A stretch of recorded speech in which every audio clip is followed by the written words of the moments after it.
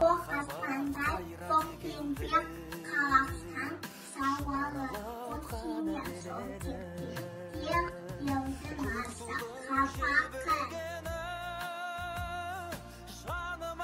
Отан деген атан мекен, отан деген отан жер, отан ана, отан үлкен, Қазақстан туған елім.